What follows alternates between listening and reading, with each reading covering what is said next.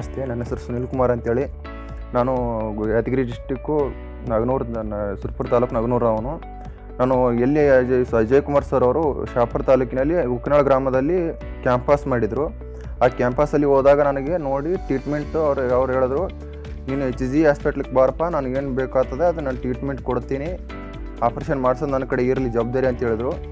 ಆದರೆ ಬಂದಾಗ ತುಂಬ ಟ್ರೀಟ್ಮೆಂಟು ಚೆನ್ನಾಗಿ ಕೊಟ್ಟು ಅಜಯ್ ಕುಮಾರ್ ಸರ್ ಆಗಲಿ, ವಿಶಾಲ್ ರಾವ್ ಸರ್ ಆಗಲಿ ಎಲ್ಲರೂ ನನಗೆ ಚೆನ್ನಾಗಿ ಟ್ರೀಟ್ಮೆಂಟ್ ಕೊಟ್ಟು ಆಪ್ರೇಷನ್ ಮಾಡಿ ಈಗ ನನಗೆ ರಿಕವರಿ ಮಾಡೋಕ್ಕೆ ಇದು ಮಾಡ್ತಾ ಇದ್ದಾರೆ. ತುಂಬ ಧನ್ಯವಾದಗಳು ಅವರಿಗೆ.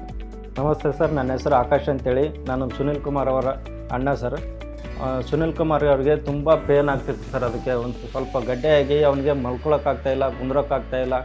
ಸಮಾಜದಲ್ಲಿ ಅತ್ಯಂತ ಕಂಡಪಟ್ಟಿ ನೋವು ಅನುಭವಿಸಿಬಿಟ್ಟಿದ್ದಾನೆ ಸರ್. ಅವನು ತುಂಬ ಪೇನ್ ಮಾಡ್ಕೊಂಡಿದ್ದಾನೆ. ಹಂಗಾಗಿ ನಾವು ಶೇಖರ್ ಪಾಟೀಲ್ ಸರ್ ಅವರ ನೇತೃತ್ವದಲ್ಲಿ ಕ್ಯಾಂಪಸ್ಸು ಅಲ್ಲಿ ಶಾಪುರ ಇದರಲ್ಲಿ ಉಕ್ಕಿನಾಳ್ ಗ್ರಾಮದಲ್ಲಿ ಕ್ಯಾಂಪಸ್ ಹಾಕಿದ್ರು. ಆ ಟೈಮಿಗೆ ಇಲ್ಲಿ ಅಜಯ್ ಕುಮಾರ್ ಸರು ಮತ್ತು ಶೇಖರ್ ಪಾಟೀಲ್ ಸರು ಅವರೆಲ್ಲ ಅಲ್ಲಿ ಬಂದು ಮೀಟ್ ಆಗಿದ್ರು ಸರ್.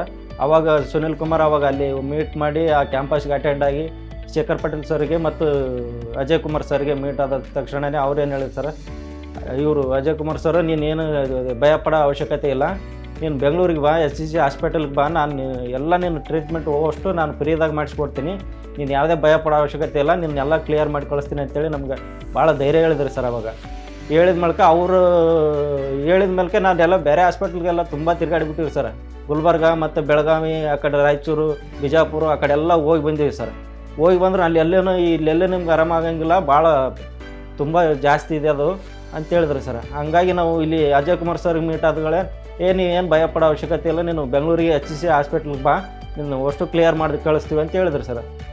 ಹಂಗಾಗಿ ನಾವು ಬೆಂಗಳೂರಿಗೆ, ನಮ್ಮದು ಬಡವರಲ್ಲಿ ಅತಿ ಬಡವರು ಸರ್, ನಮ್ಗೆ ಅಮೌಂಟಿನ ಅವಶ್ಯಕ ತುಂಬ ಅಮೌಂಟು ನಮ್ಮ ಹತ್ರ ದುಡ್ಕೊಂಡು ತಿನ್ಲಕ್ಕೂ ಅಷ್ಟು ಒಂದು ದಿನ ಬದುಕಬೇಕಾದ್ರೆ ನಾವು ಅವತ್ತು ದುಡಿದ್ರೇ ನಾವು ಬದುಕಬೇಕು ಸರ್.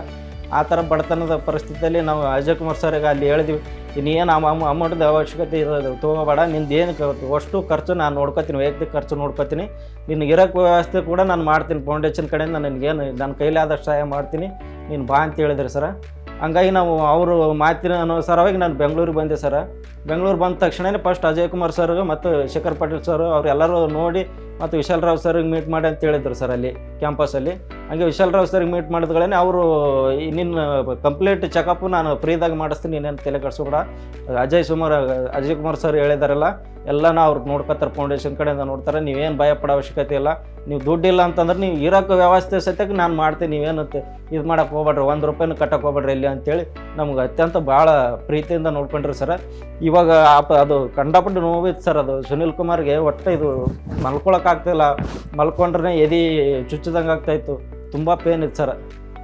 ಹಿಂಗಾಗಿ ಈಗ ನಮ್ಗೆ ಇರೋಕ್ಕೆ ವ್ಯವಸ್ಥೆ ಸತ್ಯಕ್ಕೂ ವಿಶಾಲ್ ರಾವ್ ಸರ್ ಅವರೇ ವೈಯಕ್ತಿಕ ತಮ್ಮ ಅಮೌಂಟ್ ಖರ್ಚು ಮಾಡಿ ನಮಗೆ ಇರೋಕ್ಕೆ ವ್ಯವಸ್ಥೆ ಕೊಟ್ಟಿದ್ದಾರೆ ಸರ್ ಫೌಂಡೇಶನ್ ಕಡೆಯಿಂದ.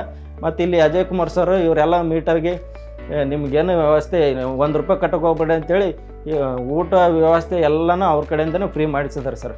ತಮ್ಮ ಸುನಿಲ್ ಕುಮಾರ್ ಅವರಿಗೆ ತುಂಬ ಪೇನ್ ಇತ್ತು ಸರ್. ಹಿಂಗಾಗಿ ಎಲ್ಲ ಇದನ್ನು ನಿವಾರಣೆ ಮಾಡಿದರೆ, ನಿಮ್ಮ ದವಾಖಾನೆಗೆ ಬಂದು SCG ಹಾಸ್ಪಿಟಲ್ಗೆ ಬಂದು ಎಲ್ಲ ನಾವು ನೋವು ನಿವಾರಣೆ ಮಾಡಿದರೆ, ನಿಮ್ಮೆಲ್ಲ ಶೇಖರ್ ಪಾಟೀಲ್ ಸರಿಗೆ ಮತ್ತು ಅಜಯ್ ಕುಮಾರ್ ಸರಿಗೆ, ವಿಶಾಲ್ ರಾವ್ ಸರಿಗೆ, ಇಲ್ಲಿರ್ತಕ್ಕಂಥ ನಮಗೆಲ್ಲ ಸ್ಟಾಫ್ಗಳಿಗೂ ತುಂಬ ಧನ್ಯವಾದಗಳು ಸರ್.